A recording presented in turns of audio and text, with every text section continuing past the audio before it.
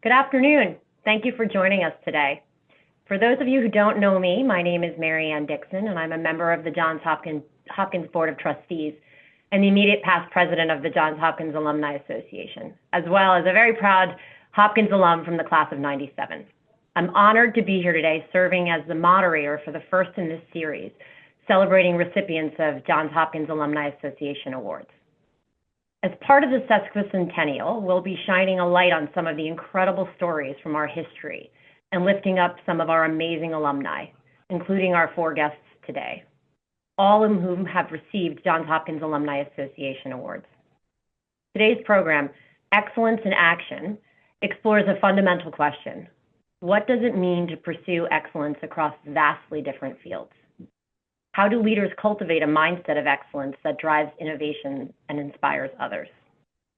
Today, we'll hear from four Johns Hopkins alumni who have redefined success, shaping the delivery of healthcare, championing maternal and infant health, transforming NASA's technology capabilities, and even conducting Grammy-winning symphonies. Our distinguished panelists will share how their Hopkins Foundation shaped their approach to leadership, the pivotal moments that defined their careers, and the principles that guide their continued pursuit of excellence. Please indulge me for a moment as I introduce our four speakers with very abbreviated bios, because to read the full list of their accomplishments would take the better part of our afternoon together.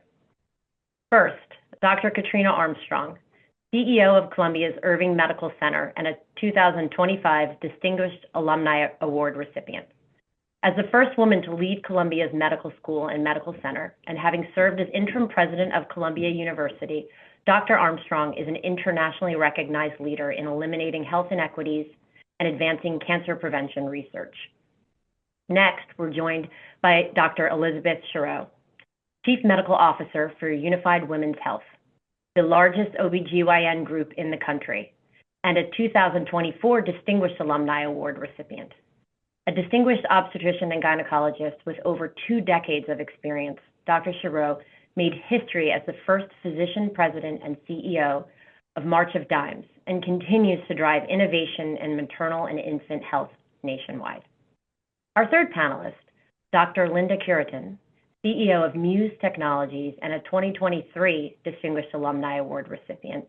Dr. Cureton made history as the first African-American Chief Information Officer of NASA, where she led IT strategy for all NASA centers, and now leads her own leadership and IT transformation firm.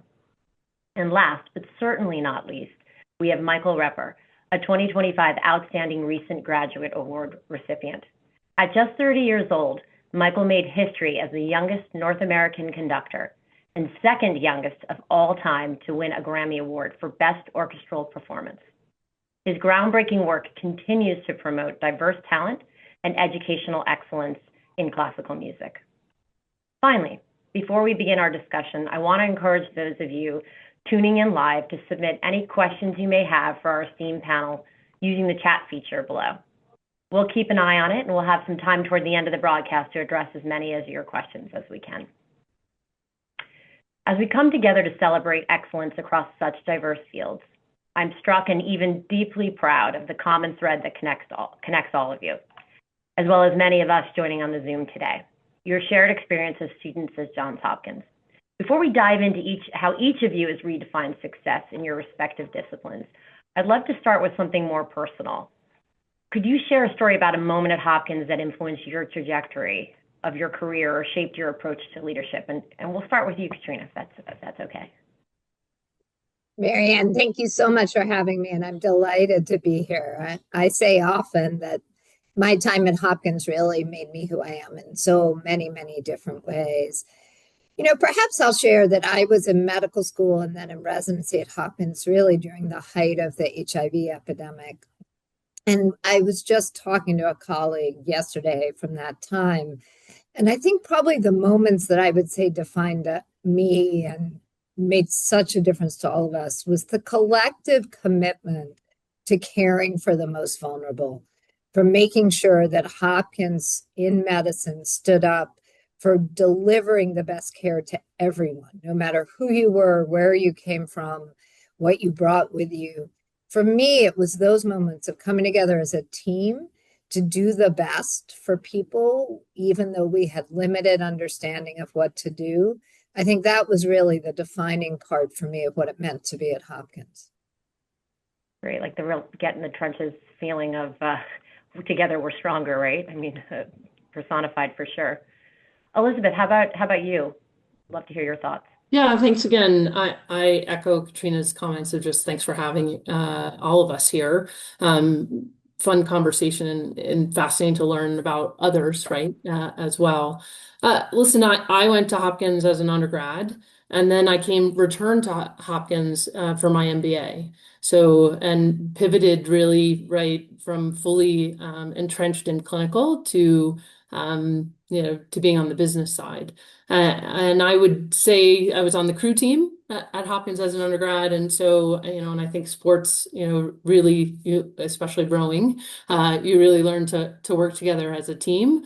And then fundamentally trying to figure out how to really pivot my career is then working with teams and Carrie, whether it was smaller in the classroom or really on the larger scale as, building for what's next within Carrie and my career. So, and whether it was the small teams in some of the classes or some of the bigger ones to within the faculty and really realizing, valuing each other as humans was really important and something that connection really helped sort of start in crew and all the way through the rest of my career.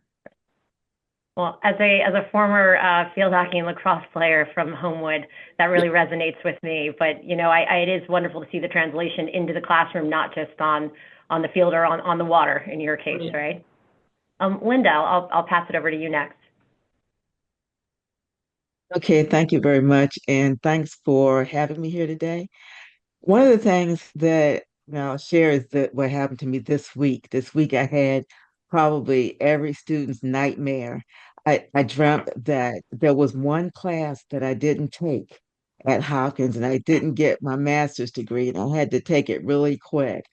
And it was an independent study on similar to what I had done on the eigenvalues of the Laplacian. And I woke up in a sweat, but I was glad to wake up knowing that I did take all the classes I was supposed to take, and I'm in good shape. Right. Oh, no gestures, right? Right. So, the thing that defined me, a defining moment, I would say, is the opportunity I had to study under my professor, Jim Cutler, and to be able to translate what I knew into algorithms, into programming and things like that. At the time, I was a systems programmer, and I was just beginning to rise into the ranks of management. And so the research I did, it took so much memory. I had to keep graduating to something bigger and bigger and bigger until we figured out that we had to change the algorithm, not the machine. And maybe that's the learning moment, changing the algorithm, not the machine. So having the privilege of studying under him and the experience, I think it was very unique. I was very grateful for that. And it helped me kind of shape what turned out to be a technical leadership type of career. Yeah. That's great. I mean, hearing the opportunity as a privilege is resonates, I think, for sure. And I still have those dreams. I wake up and I forgot to drop the class, however, and then I realized the test is coming. That may have been a fact, but no. Michael, moving on over to you. Welcome your thoughts here. Thank you so much. Thanks, Marianne, for having me. Of course. Yeah, I was at Hopkins for my doctorate, and it may have been foolish of me, but it was the only place I applied. I knew that if I wanted to go and study for my doctorate, it had to be at Peabody, at Johns Hopkins, because of the teacher that I really wanted to study with. I was most interested in studying with Marin Alsop, who at the time was also the music director at the Baltimore Symphony. And if I knew I might not get in to Hopkins, it's really hard to get in, but I figured it was the only place that I really wanted to study. So it ended up working out.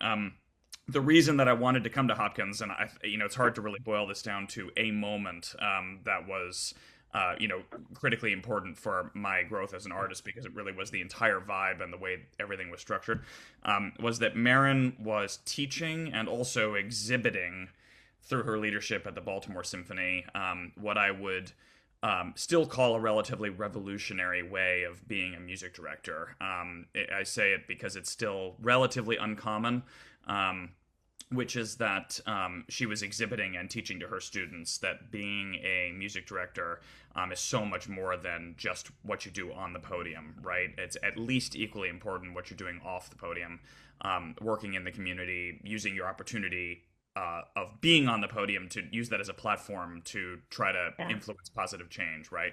And Baltimore was a great incubator for all of that because Baltimore as a city is very community focused, I found. And so, there's 97,000 different experiences that I had during my time at Hopkins that I could point to that could be specific examples. But overall, I think that it was the style of teaching, and even more than the style, it was sort of the leadership that was being exhibited that ended up being very influential to now how I lead my groups. Excellent. Well, you'll see that this will be a theme that we roll through. But kudos to you for the guts to do what you want to do. But I also love the idea of this is what you want, and second best isn't going to work, and so it either is or it isn't, right? So yeah, it had to be. I'm glad it was successful for all of us, for all of our benefits. So, well, obviously, several of you, and we've talked about, and there's in your bios, everyone can see the extended accolades and achievements you've accomplished, but have been trailblazers, right? A common theme. Katrina is the first woman to lead Columbia's medical school and medical center. Elizabeth as the first physician CEO of March of Dimes, as we mentioned earlier. Michael guiding a youth orchestra to its first Grammy, and Linda as NASA's first African-American CIO. Being a first often comes with unique pressures and visibility, of course. How did you navigate those moments, and what did they teach you about leadership? Here we go, Michael, you already tapped on this, right? But also, for those who may not be the firsts, but are the seconds, right? If you're trailblazing, there's a lot of opportunities still behind you. So the ones that really support and amplify and sustain the change that you've, paved, what advice would you give them about making their contributions matter and driving excellence forward? And I'm going to put it out if anyone feels a real desire to answer first. There's no necessary order for this. So I know it's on Zoom. It's less conversational I get, but go for it. I'll start. So, just want to share this experience. I was in a weapons systems management development program for the Navy, and it was a program where you oriented in Seattle, Washington, and then you traveled from place to place to place. And I was the first African American in the program, and because of that, I had a lot of attention. But I had to suffer, and the word suffer, a lot of microaggressions, a lot of disrespect. I didn't even have a desk. They wouldn't give me a desk. And then I found out that I was getting paid less than everybody else. And so I asked respectfully for a raise. And the answer I got was, don't you and your husband make enough money? Right. So no place to sit, no respect, making less money. And it was just too much. It was too much. So I quit. I resigned from the program. And so I would say maybe 15 years later, I realized that I met and had in my circle of friends the second African American person in the program. And he told me what I didn't realize. He said, girl, what you did is you made it easy for me. You made it easy for all of us that followed you. And we heard all the stuff they did to you and they got in trouble. So they treated us a whole lot better. So you took all the knives and arrows and all that stuff so we could do better. And so my point to that little story is that sometimes you don't see immediately what you have done for your peers, for your contemporaries, for that. Maybe it takes 15 years to see, right? But the fact of the matter is, it does happen, and you do make a difference, even though you are the trailblazer and you're the one that the arrows and bullets and things. Well, realizing the first in this instance especially is right, wasn't just about you. Obviously, it was more really opening doors for others. But full circle, I'm glad you were able to make that connection to realize the impact you had, right? It's very profound, obviously. Michael, Elizabeth, Katrina, please, would love to hear your thoughts on this. Yeah, I haven't faced similar prejudices just because of my demographic, so with the youth orchestra, you mentioned the youth orchestra thing. I think what was most special about working with the youth orchestra, of course, many of them do come from demographics that are disadvantaged or who are prejudiced against. But in making a recording with a youth orchestra, I faced a lot of pushback from all over the place, inside and outside the organization. Within the industry, a sort of lack of belief in young people, which actually was really very striking and hurtful in a way, because I really cared for these kids and wanted them to succeed and to do all of these things. And so when that youth orchestra eventually won a Grammy, I think that it was I felt very triumphant on their behalf, because it proved what young people could accomplish if they had the resources and were given the resource, and if they had the opportunity to pour their entire selves into a project. And that's something that not a lot of young people not every young person has the opportunity to do. Yeah. I'm happy, to jump in. Those are such inspiring stories. For me, I do think, and it kind of gets back to what I said about being at Hopkins. I went to Hopkins as a medical student, and, the overwhelming ethos at that point was that we would do anything for a patient. Like, it didn't matter who you were, didn't matter what your personal background or experiences were, but you put that fully aside for caring for a patient, and particularly caring for patients, as I said, from East Baltimore, suffering with HIV or AIDS at the time. And so I think for me, growing up in that culture as a physician, my own personal identity became almost irrelevant. I was committed to the medicine and the community, and it was everything we could do to help people. And I often say, I don't think I was really socialized into the world of being a first or being a woman or being this. Like, it didn't really even happen really until I went to Mass General, where I was the first woman to lead the Department of Medicine at Mass General Hospital and at Harvard, a place which had not been known for having, I think, diverse leadership. I was also the first general internist, the first non-basic science, like the list of first. It didn't even occur to me that that was particularly unusual, if that makes sense. I had just been offered a job, and so I took it. But then, and the joke I often tell my daughters is that within about, a couple of days of taking it, I got emails from across the country from women I'd never met saying, thank you. Thank you for doing this. Like, thank you for being brave enough to move into that environment, to take on this job. And I think it was the first time, and I think maybe it's as Linda was saying, that I really recognized that even though you don't see it, just being willing to stand up, to say, like, this is something that I will do, even though it's hard, I think makes an enormous difference to how people see their futures. Now I talk to somebody, I was just at a lecture yesterday at Harvard, and a young woman came up to me from the Netherlands and was like, I followed your career. You make me believe I can do this. Like, how did it work? And, I basically say, like, you've just got to believe in something. Like, Michael, believe in those young people. You've got to believe, for me, in what medicine can do. And then all those issues, as miserable as it can be sometimes, they just fade, I think. And so that's my advice.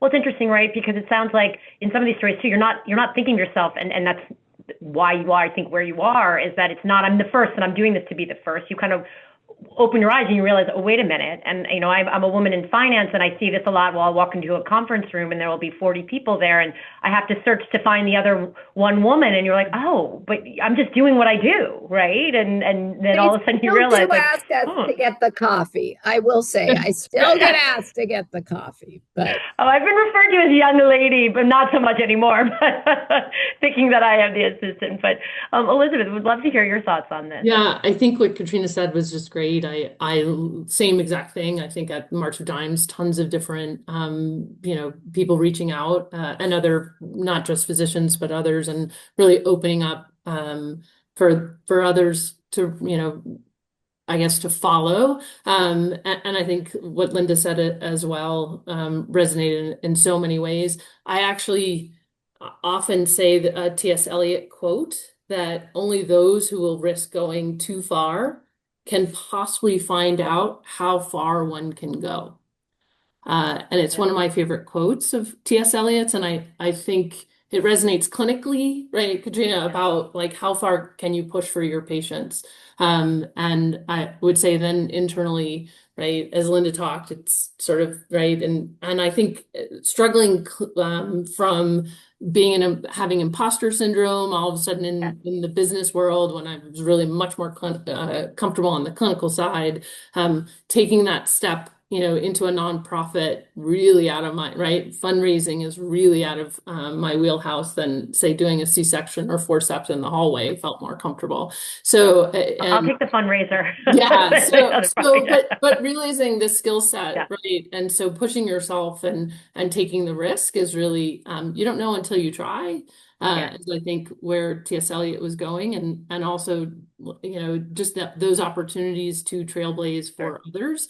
I think Linda really, taking those battle wounds for others. I don't think you think about it until it either somebody points it out to you, or that you're, in the middle of it. And so, just sort of my comments. Can I follow up with? It resonates through all of you. Sorry, Linda. Yeah, can I follow up with Michael? What Michael said? So, what he said just made my heart go like this, right? Because I was in the DC Youth Orchestra, right? And so that love for your children, and the way music changes you, how it, as you're growing up, like teen or preteen to teen, you learn grit, you learn resilience, you learn that when you practice, something great can happen, called a concert, right? And on top of it, I was a brass player. There were no men. I had to play with these stinky guys, right? I started out, Still is that way. Still is yeah, that way. I started off on trumpet, the only girl, right? And then I switched to French horn because my girlfriend, like what every teenager Fancier. does, a girlfriend, and it was easier. So I was able to play, because I played the trumpet. I didn't play that low. I played high. So I got a chance to be the first chair because I had to be. So I was in the senior orchestra. I didn't travel to Japan or any of the other things that they did, but it sure changed my life. It really did. Yeah. And so to Michael, you changed lives, and that's Yeah. important. I really appreciate that. I will say that's a fantastic story. Yeah, I say all the time that regardless of whether you decide to pursue music, studying music when you're young can be so critical because you learn so many life skills by nature of doing it. And I have enjoyed keeping in touch with many of the alumni from that program who have gone into music and not music careers. Many of them actually have become doctors, lawyers, scientists. So they've gone their different paths, but the skills that they learn as a musician are critical for building life skills. And that's great to connect with another musician. It's great to see. First of all, Michael, you're obviously overjoyed, almost like a proud parent in saying how excited you were for these kids, which is really, as an educator, as a mother of 3 children, seeing an educator feel that way, it's awe-inspiring. It really is.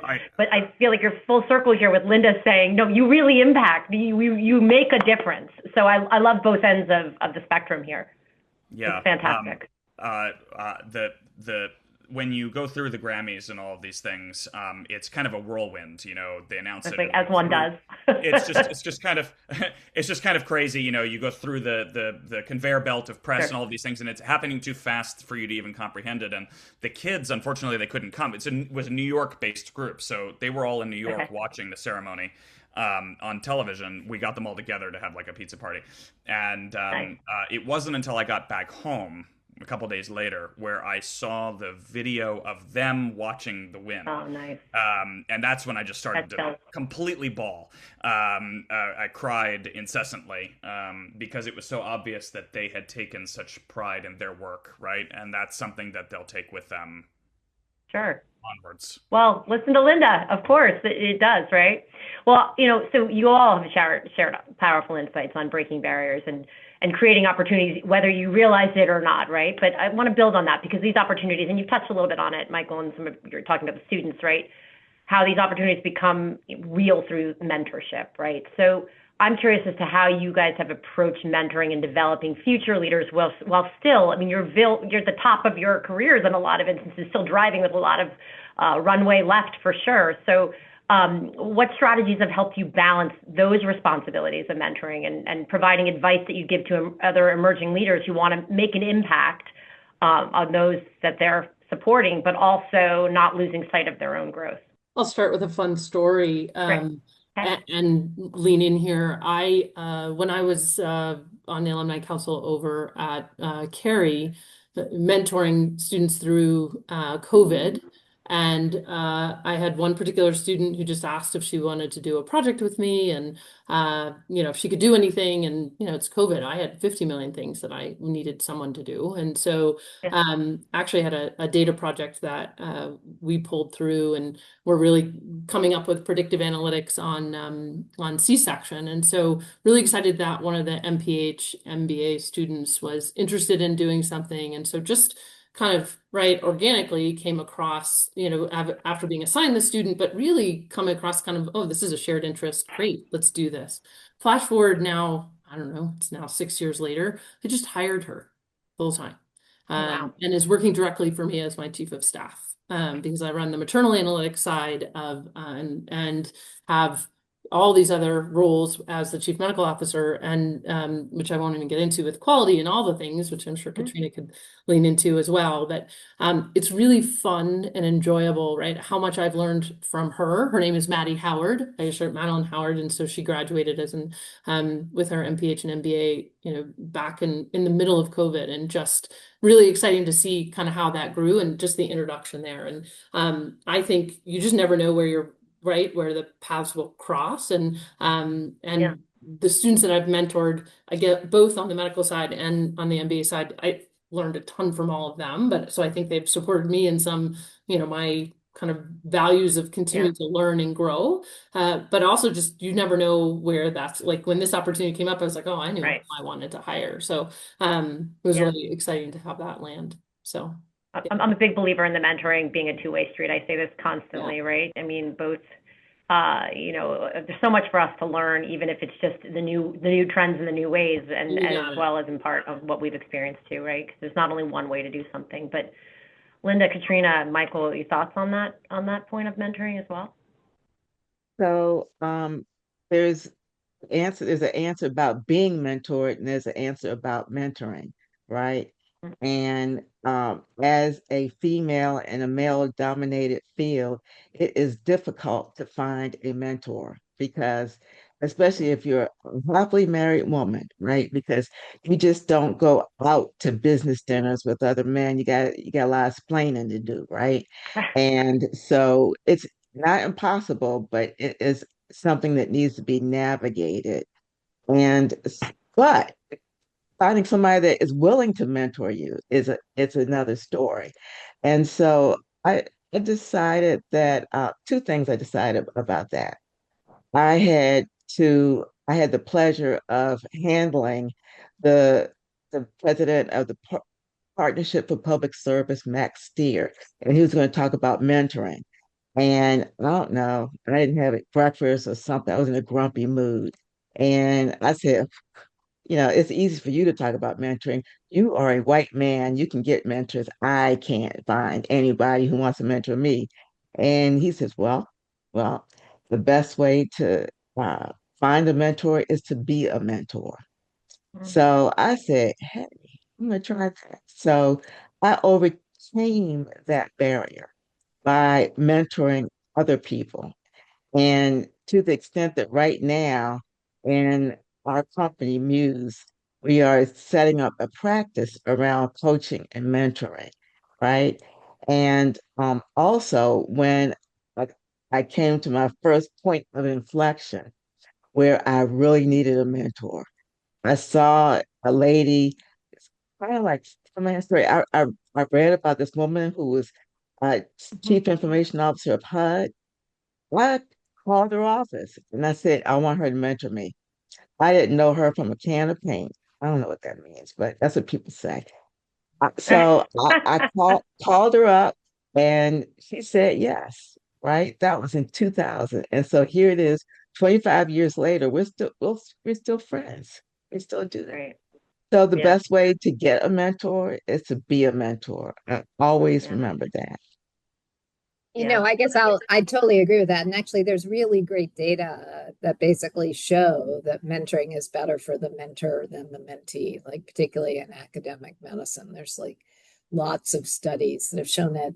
I mean, for me, my entire world is about mentorship, education, the next generation. I mean, every time I've looked at leaving an academic environment, I just don't see how I could leave that being most of what I do. It's by far the most rewarding part. I love taking care of patients. I love doing research. I'm not so fond of administrative meetings. I seem to have a lot of them, but the parts of my life that are the best are when I get to talk to somebody, a young person, about what they want to do. And so I really believe that it keeps my fires lit. It keeps me not burned out. It's what's absolutely critical for my world. I have learned over the years that for every job I take, I have rules with a lot of my life is determined by who my assistant puts on my calendar, as you can Yeah. imagine. Yeah. And they often anybody will decide that that should have some rank of importance where you start with like people who are called CEO and you end with people who are called student, right? So like, and the one thing that I've done always is to try to make it clear to whoever manages my calendar that I have this hierarchy that goes like my children, my patients, my husband. I think he knows he's third, but let's just say sometimes that might be a little tricky. We won't And tell him. then my students, right? That Yeah. is by far the most important thing for me. And so students, trainees, mentees, and then I'll go back and look at my calendar and kind of the classic leadership lesson. I try to do it every month or two and just make sure that I'm spending my time according to my values. Am I really spending my time with the people who are the future? And so that's been kind of I will never be able to leave this world because that is, from my perspective, the best parts of my day. Yeah. I mean, one of the takeaways I have from that is you better get to know Katrina's assistant and get her a You holiday gift. better And you tell can her use that that lesson, everybody in life. tell Be her that very your nice to the assistants. They can make yeah, your but lives much better. as long as you tell her you're a student, it works. But Of course. yeah. With a little chocolate bar, maybe. Michael, how about you? What's your Yeah, insight on this point? I think Yeah. that what Linda was saying about the relationship between being mentor and mentee, and how you can learn just as much about mentorship and also connect with mentorship by being a mentor yourself was just so wise, because you can learn so much from people who are still coming up. I am the beneficiary of having had phenomenal mentors. I would not be doing what I'm doing today if there hadn't been people who looked out for me when I was 7, 8, 9, 10 years old, and onwards. And I was very lucky to fall in with mentors who were, first of all, phenomenally competent, but also truly selfless. Also, very strangely for me, and I say strangely just because of the imbalances in our field. Conducting is still a phenomenally male-dominated profession. I don't know the exact statistics, but it's hugely male-dominated. Almost all of my mentors in conducting have been women, which is just statistically a complete anomaly. I think that I've been a huge beneficiary for that.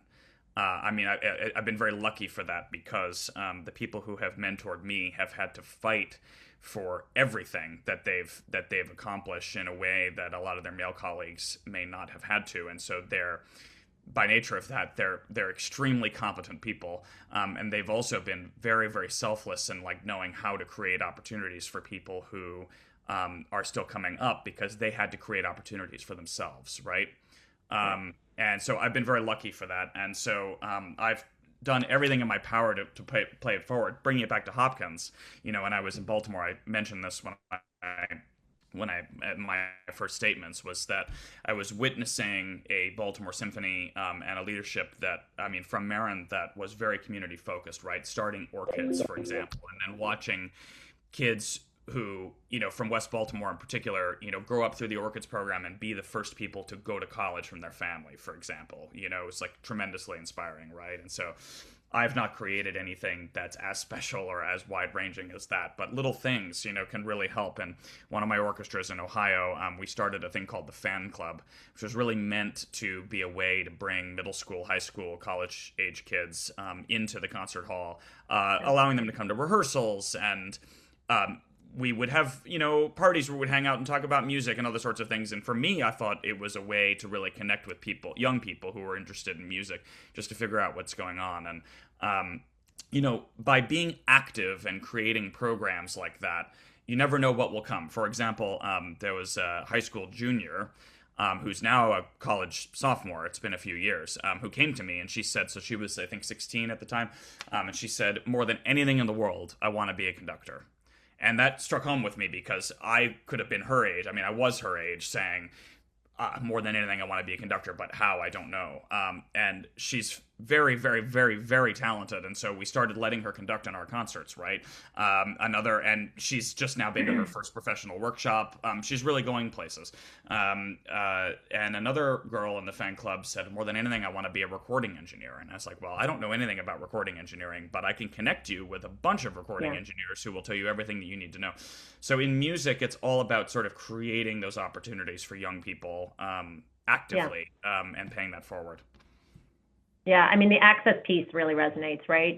How do these children even know that this is something they may be interested in if they've never even been exposed to it? So, the fantastic opportunity you afford them by providing that access, and it may be not for me, but for the the ones that are inspired by that, that's fantastic. And we also listen, mentoring, learn as much right? from mentoring. 100%, right? Exactly, and I've had a lot of mentoring relationships that have just, when they're too forced, don't work. The organic ones tend to flourish because they're kind of meant to be. But also you build on that, and if it's not you, you're connecting with other people and creating that network, which I always tell the people who are starting here is so important, right? But so we've talked a bit about lifting up others, and now I'd like to turn to a different aspect or dimension of leadership around driving change, which you guys all exemplify for sure, because each of you has led change in different spaces where traditions run deep. Katrina guiding Columbia through challenging times as interim president. Elizabeth advancing maternal health in ways that redefine the care. Linda modernizing NASA's IT and helping others do the same, and Michael making classical music more inclusive in all the ways you guys have described already. But leading transformation in established institutions, Linda, you were alluding to this earlier, right? It isn't always simple, as we all know. How do you approach that work? What mindsets or strategies would helps you push the boundaries while honoring the history and values of the organizations that you also serve? Right? It's that so navigation there. I'll start with NASA, and I don't know, where do I start? So you would think that one of the most innovative organizations in the world would be very innovative, right? nah, nope, nope, nope, nope. And so to push innovation, like for example, someone came to me and they wanted funding for one of the programs that they had their contractor develop, and they thought it was great and wonderful. And what it was at the time, it was something that was exactly like AOL instant messaging, right? So it was the first, the early things. We're like, "But this Yeah. already exists." No, it doesn't. This is new. Well, it was new because they didn't know, right? Oh, yeah. And Yeah. and the there was this Martha Stewart show. No, Martha Stewart was on had like a real woman, right? And was Okay. in her kitchen, and the woman was making Rice Krispie treats. And then the woman melted butter, had the Rice Krispies in there, and then she cut open a bag of marshmallows to pour in there. And then Stewart says, "Do you ever make your own marshmallows?" And then the woman went, "No, NASA makes their own marshmallows. They do. They really do." And so if you want to introduce an innovation around already made marshmallows, you're flying in against the culture of the organization, which is to have the very best marshmallows in the universe, not the world, but the universe. And so to come in that culture to try to introduce some technology innovation to the people who already innovate, they're not buying it, right? Yeah. They've got to Yeah. got to know who you are. You've got to speak their language, right? Yeah. And so I decided to peel them off one by one, right? So I went to the Okay. scientists and engineers, used their own words, their own language. So I went to engineers, to scientists, and I spoke to them like a mathematician. Thank you, Johns Hopkins, for that. And so I went in and I said, and it was about security. And they said, they were telling me, your folks are stupid. They haven't really secured our infrastructure. And I said, securing infrastructure is something that you approach asymptotically. It just never Mm. happens. And then they went, "Oh, wow." And she used the word correctly too. But I got their attention and they understood our dilemma and they understood why change hadn't happened yet and their role in helping to make that change. So as I moved on, I gained an interest in organizational change. I looked at organizational change as being a system problem. Just like when I was a systems programmer, organizations are like systems. And my research was in complex adaptive systems and how you introduce innovation and change in organizations like that. It ain't Mhm. easy, but it can be Right. done. Well, it sounds for the medical doctors in here, you got to approach it with a scalpel, not a buzzsaw, right? To that end, please, Katrina, Elizabeth, let me know. I'd love to hear your thoughts on this because I that is mean, interesting. Very much of a chameleon, Linda, right? So, yeah, I mean, I couldn't agree more with some of what Linda or with what Linda's saying. I had a great lesson when I was in Boston. Somebody, a leader at MIT, was talking about how when she started there, and this may be apocryphal, but that she said they were going to change the location for a meeting of the deans or the top leadership. They had a brand new building and they've been meeting in another building for 50 years or something. And she changed location and nobody came. And then she realized that she changed the language to say we're going to experiment with a new location, and everybody came.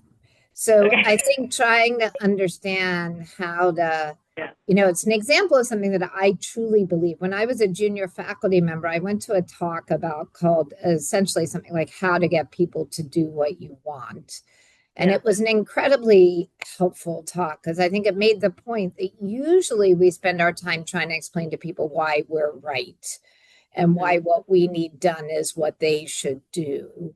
And it basically made the point that the only real way to affect change or to move forward is to really align what needs to be done with what people believe in and how they feel valued and respected and Yeah. part of that. And it's a little bit of the line of like, if you want to go fast, go alone. But if you want to go, a long way, you have to go together. So you can get short term change.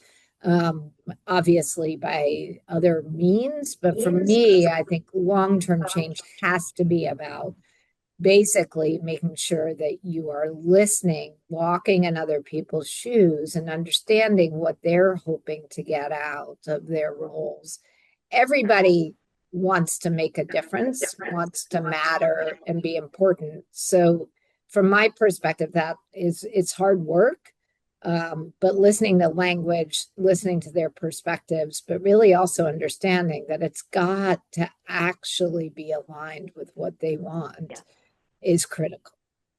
Right. I mean, if you want adoption, right? I mean, it's hard too as people who are go-getters, people who want to achieve and want to succeed. But you're right. If your goal is adoption, you've got to, and when all fails, it's like, yeah, I'm in an academic center, so faculty do whatever they want. So I think, and they all have thoughts. They all have lots of thoughts. Yeah, so it may be different in a corporate culture, but for me, so I sit on as a trustee. I sit and I get involved in a number of different committees, and you do realize it's a very different world sitting in academia too, and everybody needs to have their moment to, whether it's pontificate or share, so that they feel heard and they've expressed, and then we're coming to a decision that works for everyone. But yes, I had to rejigger versus sitting on a trading floor and realizing it's now and you don't have a say,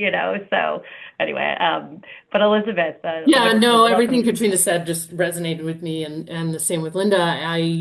We had an enhanced recovery after C-section program. It was one of the first to launch in the country. We started in a community hospital, Katrina, so you can imagine, right? I had to go to grand rounds for anesthesia. I had to go to grand rounds for OBGYN. I had to go around to, the pediatricians, and I will say the pediatricians were the toughest to have to deal with, right? And you would think the kindest, gentler, right? And we were standardizing programs, right? So telling anesthesia, this was the standard pathway, and we were and it sounds crazy, but for a repeat, C-section, we wanted babies to go right on their chest. Now, this is years ago, but right in the recovery, right in the OR. And so everyone had to be on board with this. And, it sounds simple and small, but the whole point of this whole program was really to give some empowerment to patient choices, but also standardize a pathway, shorten hospital stay, engage patients better, and get them home sooner. And, the pediatricians are like, oh, you're just trying to throw patients out the door. And anesthesia was like, oh, you're just trying to tell me what to do. And so it is about aligning to what are the end goals, and then trying to figure out, and Katrina, I would actually voice it as, and maybe Linda as well, as that complex adaptive system is about influencing others. Right. And like I said, my pediatric talk was way different than my anesthesia talk. And I think in the obstetrician room, I felt like, oh, they should all be on board. But it's about really that alignment and how to influence them in the right places, and also being accountable for what doesn't work. And so there were some things in our program that, didn't work right away. And so we tried to, really own those mistakes and pivot. And I think being really transparent about that helped the alignment, helped others say, oh, it's not perfect. Haha, we told you so. But they also could, right? We could all kind of chime into, actually, we're still on the same path to get to the goals of getting patients engaged and getting them really, well, for the whole point of this program, by the way, was eating, walking, and moving faster, right? And less opioids. And we actually reduced opioids by, over 72%. So super exciting kind of program to see, but it is big lessons on how to really influence other. And I love the idea of we're going to experiment. It is choosing your words wisely to influence. Understanding your audience, right? When all else fails, too, is why I always just apply a Jedi mind trick to get where I need to get with my husband sometimes. There you go. I'm just going to leave you there. On how to deal with the family, too. This is what you want. Right. Michael, do you have anything to share on this? Well, I guess I'm a little bit fortunate in that, in music, unlike in women's health or general medicine or astrophysics IT, nothing that we're doing is literally life or death. That's actually you can't trust me with that level of responsibility.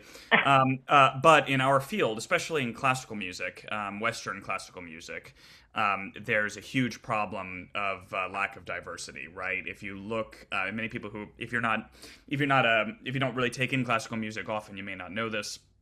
But the vast majority of repertoire that gets played is played by straight white men from a very specific area of Europe in like an 80 to 120 year period. And that's a huge problem because there's so much more to music that goes beyond those bounds. And as a conductor, one of our responsibilities is to program. I mean, we get to pick a lot of the time what the orchestras get to play. And so this systemic problem has been built up over decades and centuries of conductors really only having an interest in that particular thing. And so as a conductor who's interested in more than that, it was difficult at the beginning of my career. It can be difficult now, but especially when I was just starting out with orchestras and didn't yet have a reputation, to program composers, for example, that fell outside that bound. And I faced quite a lot of resistance from board members. Of course, we're all nonprofits, so we're focused on fundraising. And in our field, a lot of the time, some of the biggest donors can be the most conservative, just not necessarily politically, but in terms of the risk that they may want to take in playing music that they might think is not familiar to the audience. And the lessons that I've learned that have been really powerful in terms of being able to overcome that is, first of all, being very organic and being passionate about what it is that you're doing, and education. To me, it all comes down to education. So I found that, especially at one of the orchestras that I thought was the most conservative in terms of their programming choices, I just started talking about the music that we were doing and explaining to the audience why it was important to hear this and why I thought it was great, why I think that they're going to think that it's great too, right? And over time, you can change people's minds. And actually, the orchestra that I would have considered to be the most conservative now is the most forward-thinking in terms of, it only took 10 years, right? But is by far the most forward-thinking and the most eager about hearing composers that fall outside of that traditional demographic. Some of the biggest donors to some of my projects, like my latest album, for example, which is a black English composer from England, a black English composer from England, obviously, from around 1900, right? All resurrecting music that had fallen out of publication because of systemic problems, right? We had to raise nearly $200,000 in order to record an album like this and to do all of the research, and a lot of the money came from this area that 10 years ago would never have donated any money into this. So in music, I think in the arts, it comes down to passion and education, and then sort of a Nike philosophy of just do it. And then things will go. Well, different mediums, clearly. The theme is still resonates through each story, I feel like, of getting that person to understand where you're coming from, so that it isn't feeling like it's being jammed down their throat. I joked about the scalpel versus the buzzsaw, right? And I think that translates in any interaction, right? As long as if we can see each other on the same page, and maybe it's not identical to what you're proposing, and maybe you have opportunity to learn, going back to the idea of the mentorship, right? What you have to learn versus what you're giving. So it's interesting to see how, although disparate, not really so much in how we succeed, right? Well, even being a student musician in that scenario, we were difficult, right? Because every year for Black History Month, we had to play this one song from William Grant Still, right? And it was so hard.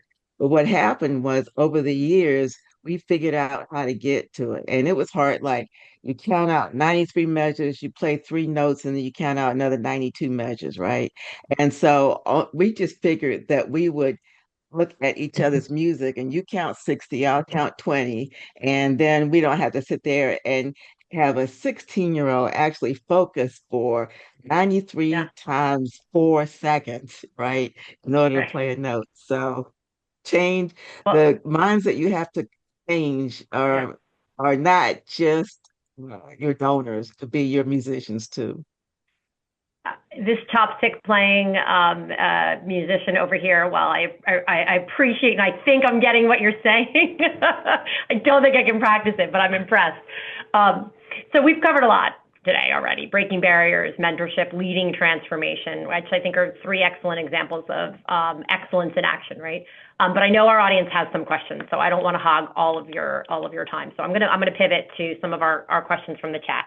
And one of them comes from Cindy, and she noticed, and I think this is a good one to touch on, right? Notice that the common element among everyone was juggling multiple roles and skills.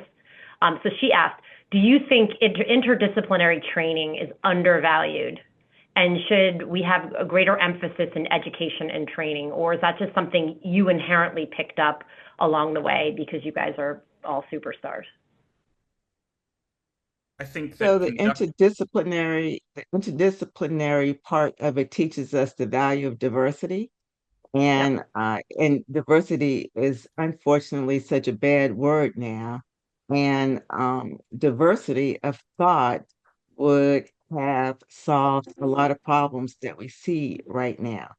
People being willing to disagree, people having different perspectives. So that diversity does give you something. The other thing is overcoming adversity. That gives you something.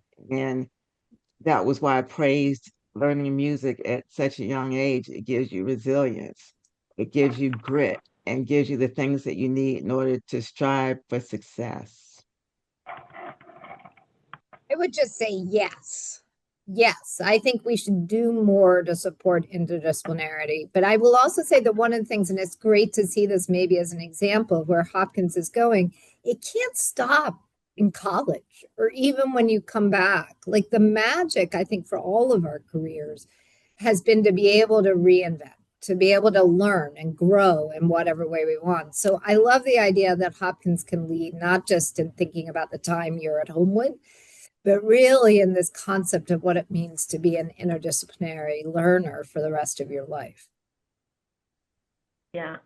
I'm not sure if you guys are aware, and this goes beyond, and I totally agree with everything you just said, Katrina, but now there is a programming where everybody is required to take these freshmen, they come in and they have these small seminars, but with leadership. Some of the deans teach it, and it's taking kids who are engineers and making them get exposed to the humanities, which they wouldn't otherwise have. And they're having direct contact with Dean Shalenza, who's speaking to them about Roman works, and it's without, they can exhale because they're not going to get graded and have this take their GPA down, but rather just expose them to your point earlier, Michael, right? Expose them to something that may untap the opportunity to want to explore it further, right? But I've jumped in now, and I definitely want to hear Elizabeth and Michael's thoughts on this point as well.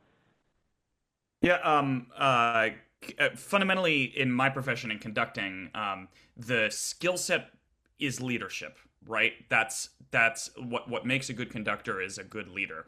And so one thing that Peabody has been really, really good at lately has been sort of teaching this leadership and entrepreneurial spirit, right?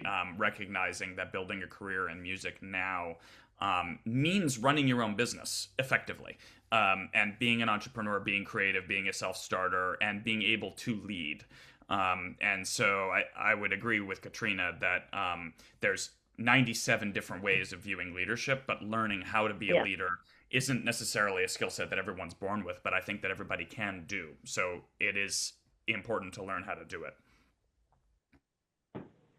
Yeah, I would add that I think, right, having diversity of thought, diversity, all those exposures that everybody has mentioned here, I think if you're not growing and improving, it's stagnant, right? And so, I go back to Homewood. I was actually a history major who went to medical school, right? That's kind of not the typical by any means, or at least it wasn't then. It probably is more now. But so I think that is, and love taking a class. I mean, I think about I took a class on violence in America, right? I never, like, just fascinating class that I still think about today. And so wouldn't have thought about it unless being exposed to it. So I love that Homewood's going in that direction. And yeah, I think I'm sort of chuckling over having a child in college right now about not ruining your GPA by realizing that you're actually widening your mind, right? Your mind castle is expanding rapidly by all of those exposures. You say the same thing through training, whether it's in, all the things. So, and think about my training, in both medical school and residency was getting exposed to as much as I can. So Right. anyway, I think it's just, resonates with me altogether. So I know we're getting close to hitting about our 30 seconds apiece to answer one more question, to ask you if you were addressing this year's Hopkins graduates, what advice would you give them about defining success for themselves? I know, a big question with little time each, but we'd love to hear your closing thoughts on this point. I tell, Start with you, Michael.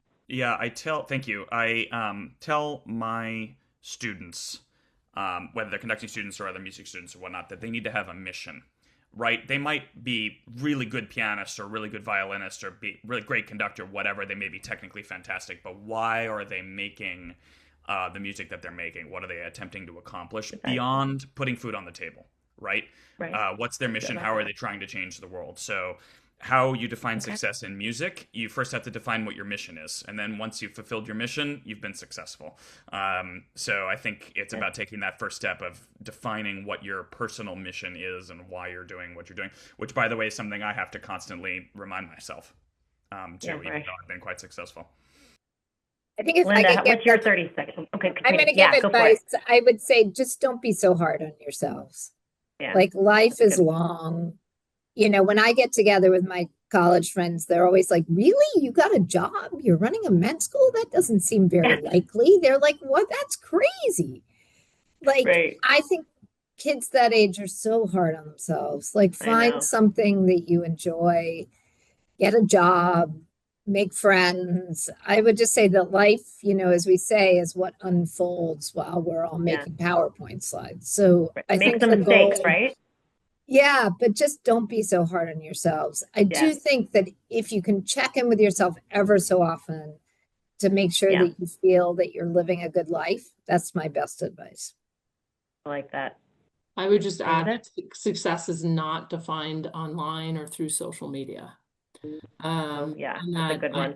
I think, it can be defined and shouldn't be defined by others. I love, Michael, that you sort of figure out your mission. I love that. Yeah. Linda, how about you? I would like to echo about how you define success, right? I had the pleasure of hearing a talk by Christensen, how you measure your life.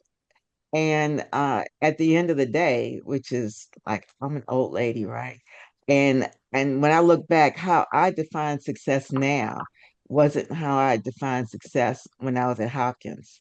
When I was at Hopkins, I thought it would be how much money I made, what kind of house I had. And now it's about the lives I touch. What kind of difference can I make in this world, actually? And but making sure that uh you follow a path where your passion lies. I had my Latin teacher talk to me about success. I started off pre-med, and then I switched my major to Latin and major to math, minor to Latin, because he told me that if you major what you love, you'll be successful no matter what it is. I loved math. I loved Latin. As a matter of fact, I would have had a double major in classics had I had a year of Greek, which is my biggest regret in my whole life, not Greek. But anyway, but follow your passion, whatever that is, and you'll be successful. As I tell my 13-year-old often, your grades do not define you. Your effort and how you treat people and the kind of person that you are defines who you are, right? But I think it's a good one to end on, and I appreciate everyone's time. Thank you all for sharing such thoughtful perspectives. This conversation has been inspiring for me, and I know our audience will carry these insights forward for sure. Excellence in action isn't just about achievement, I think we've all shown today, right? It's about the impact, and each of you has shown us what yours looks like. So your journeys truly demonstrate, in our view, transformative power of Johns Hopkins education. So thank you for your time. It's valuable, we know. I want to thank everyone else who joined us today on the Zoom. We hope you enjoyed this celebration as much as I did of our distinguished alumni and feel equally as inspired. I know, again, I certainly do. Please join us for more programming as we celebrate Johns Hopkins Sesquicentennial year. And you can find that out by visiting 150.jhu to explore all of the 150th anniversary programming. And as well, hopkinsathome.jhu.edu for more of our free public virtual events. Again, we appreciate you tuning in and hope to see you at our next Alumni Association Awards Series conversation in April. Hope everyone's had a wonderful afternoon. I certainly have. Thank you.